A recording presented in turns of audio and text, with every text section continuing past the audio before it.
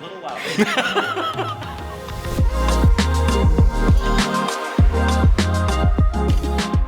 Hey everybody, welcome to the Vince Miller Show. I, of course, am Vince Miller. Super excited to be with you today. You are the most difficult person to lead, and there's plenty of leadership opportunities you're going to have in this life that you're going to crush, and there's others that are going to crush you. So how can we avoid being crushed and really learn how to lead ourselves?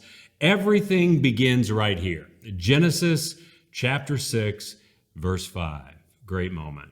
Well, not so much. Listen to this one. The Lord saw that the wickedness of man was great in the earth. That's everywhere, by the way, in the earth, and that every intention of the thoughts of his heart was only evil continually. You know what the proclamation of this verse is by God? It's this, is that we lead ourselves.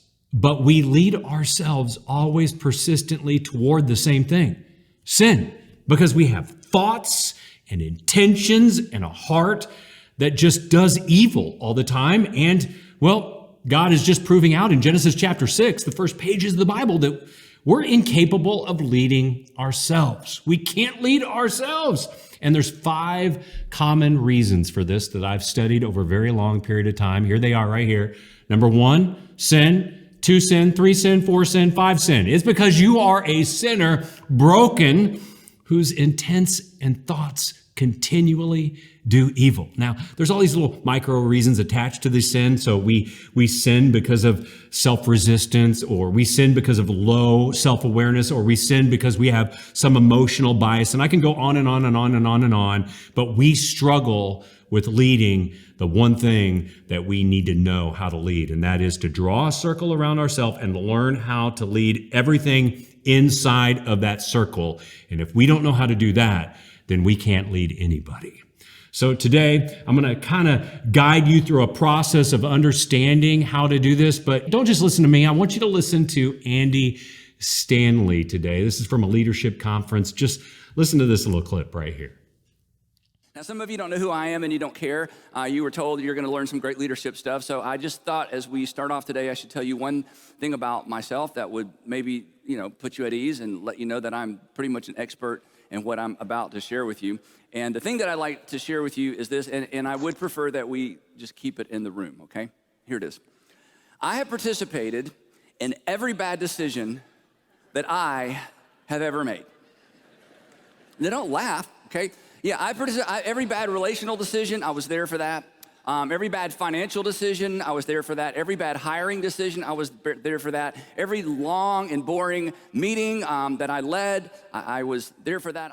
You get his point, all right? So he was there for every bad decision that he ever made. And that is because he's a sinner just like you and me. And so we've got to figure out how can we lead ourselves? How do we take the first steps of leadership and learning how to lead ourselves spiritually so that we can have a positive effect on those around us? So when I was in college, I had some of my very first leadership experiences. And there were some that I crushed and others that crushed me. No kidding. There were some that I crushed and others that crushed me. And I thought in the ones that crushed me, it was a problem with experience or skill or a principle that I didn't understand.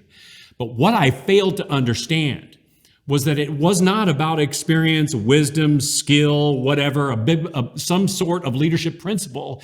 It was that I had to first learn how to successfully lead myself, the sinner that lives in flesh. How do I lead him? And here's what's so fascinating about biblical spiritual leadership. It's kind of counterintuitive to every business principle that you have ever heard. It's counterintuitive.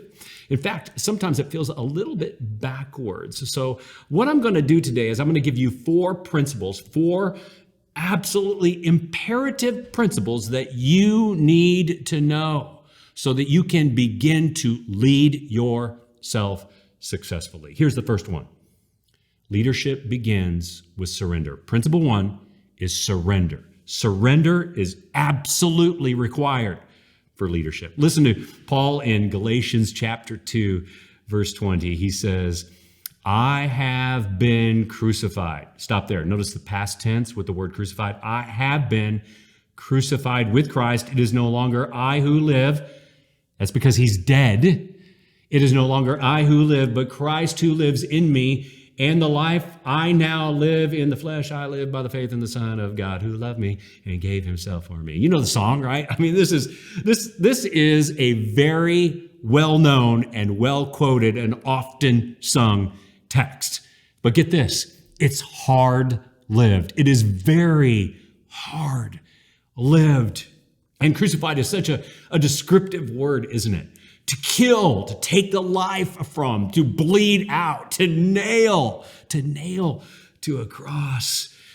And, I know that for a lot of us, crosses are something we tattoo on our body or something we wear around our neck. But in Jesus' day, did you know that no one tattooed a cross on their body or wore a cross around their neck? You know why? Because crosses to them were signs of humiliation, shame, death. They don't mean the same to us today. So sometimes we miss the point of texts like this because we misunderstand it as simply a symbol. But the cross and crucifixion isn't just a symbol. It's a symbol of surrendering to someone else. Kings in authority crucified people to force them into surrendering to them and their ideas and their policy and their leadership. But the strange thing about this text is Paul says, we do this to surrender not to a king, not to an earthly king anyway, but to a heavenly king, a father, a Lord, all of our life, and we do it willingly. It's something we bear willingly. We surrender and we crucify and we kill who we are. It is a statement of power and control that we surrender to someone else who does have that power and control. And of course, the imagery in this is trying to capture a little bit of what Christ did on the cross, but Christ did it literally. We do it figuratively in our leadership. We surrender ourselves to the leadership of Jesus in our life. And this is so important as we get to these coming points here. So you want to hang on here. But spiritual leadership begins with you surrendering to a Lord, and that Lord is Jesus Christ. Principle number two, this is important. It will transform how you think about leadership, how you think about leading yourself. Everything inside of the circle is this: self-denial. Self-denial. And guess what?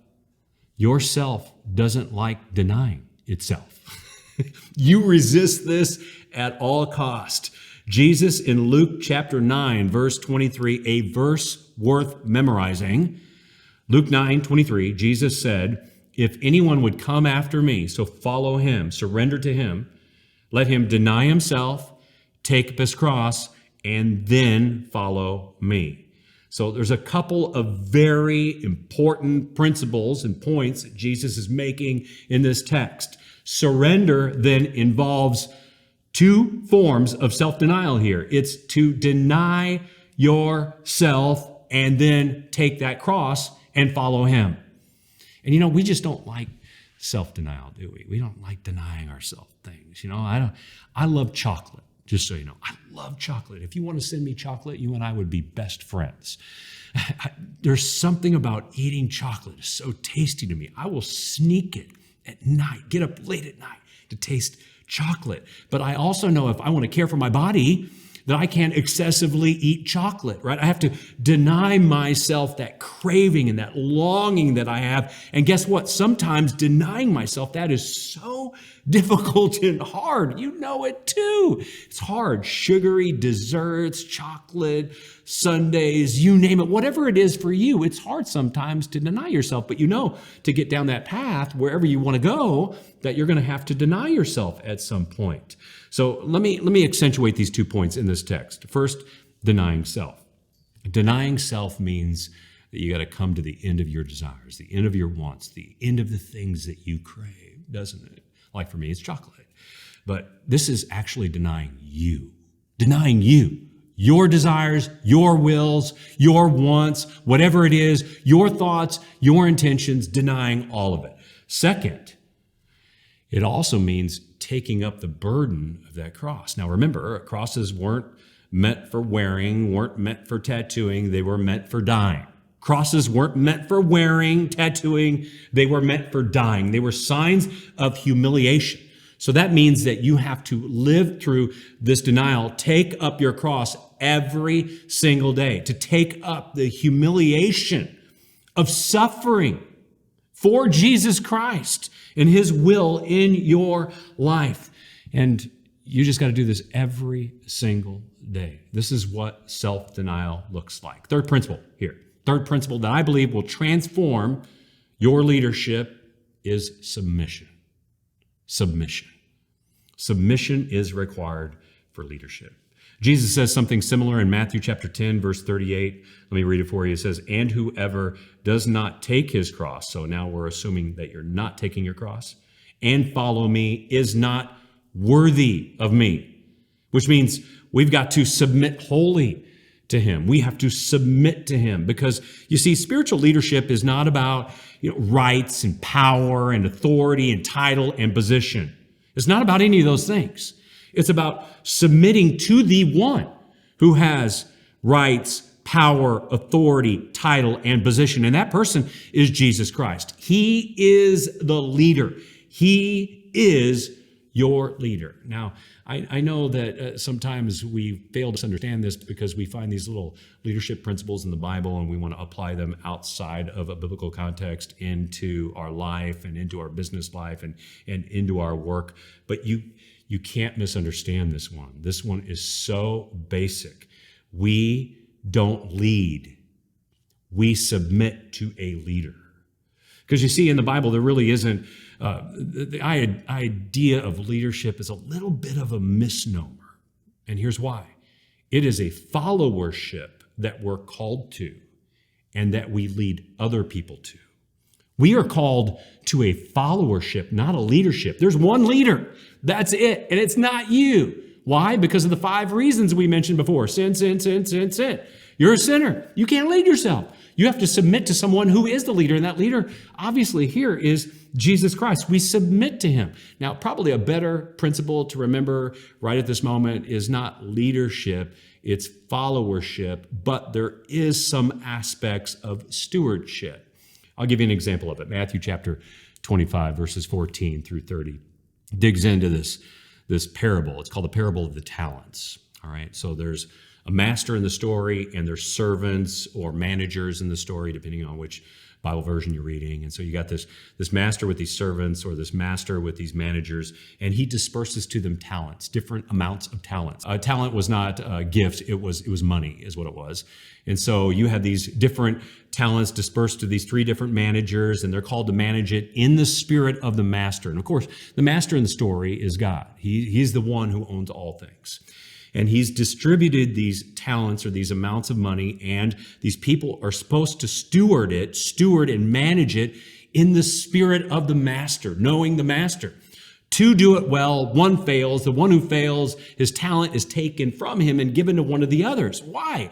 Well, because he failed to understand the spirit of the master, how he wanted him to manage and steward it, which is the great biblical concept of leadership, really tied to spiritual things in the context of the Bible, because we have one leader who is the master and the rest of us are stewards that have to learn how to, quote unquote, lead what we are called to steward.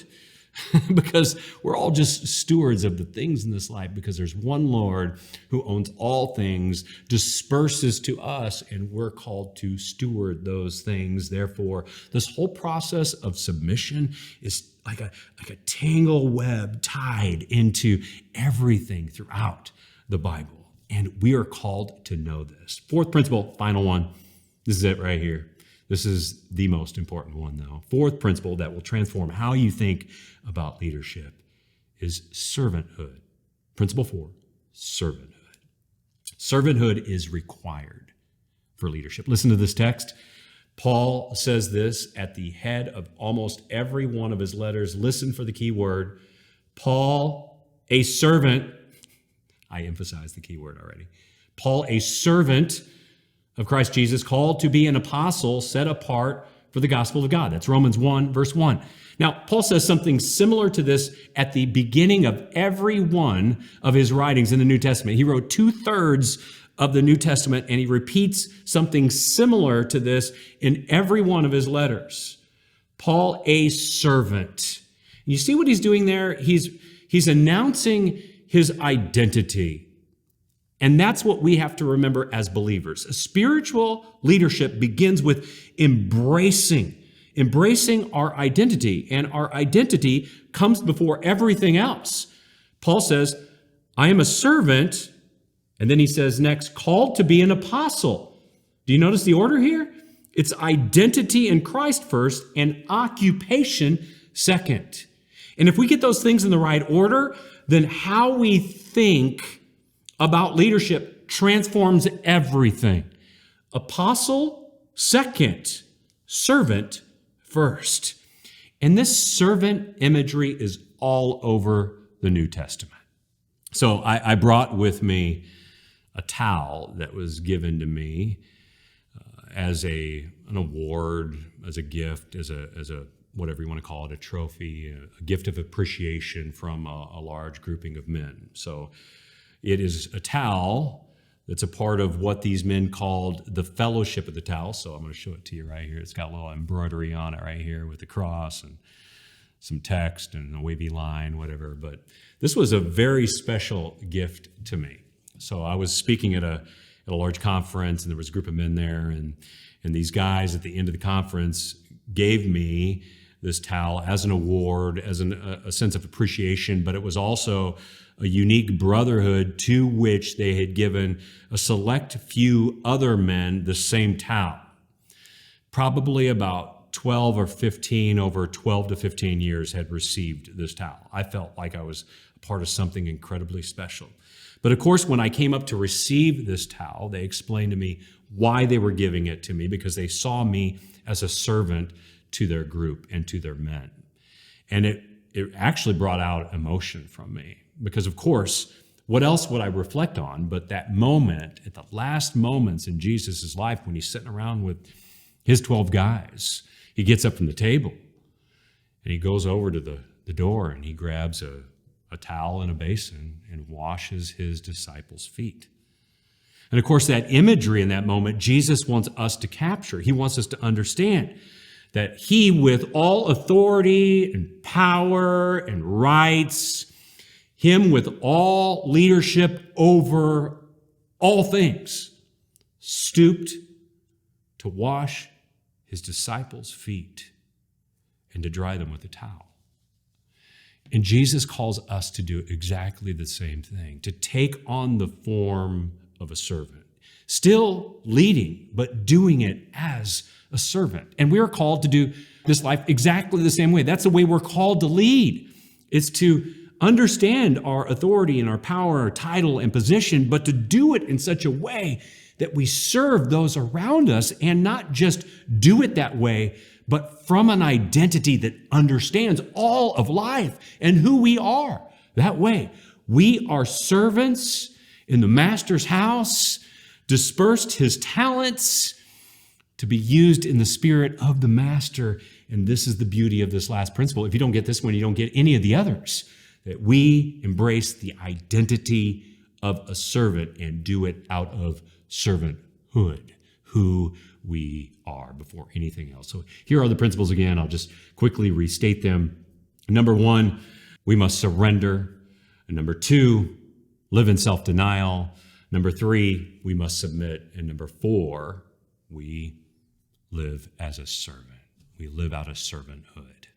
So 2 easy applications of everything that I've said today. Number one, you could just memorize Luke 9:23. Deny yourself, take up your cross, and follow him. Just memorize that verse. Commit it to memory. Make it your password on your computer. Make it the first thing you see on your phone every day. And then number two, just pray this simple prayer. Lord, not my will, but yours be done. Not my will, but yours be done. So let me pray for you right now. God, I just pray for those joining us today that you would have a blessing on their life as they learn to lead everything inside of that circle, all of themselves, to you. I pray that your will be done in their lives, not theirs, for your glory. Amen. I love you guys so much. Thanks for joining me. I pray this has blessed you. If it has, share it with someone else. And remember, live all in for him who lived all in for you. Hey guys, if you loved this content, make sure and check out our website, vincemiller.com. All kinds of great content there for you.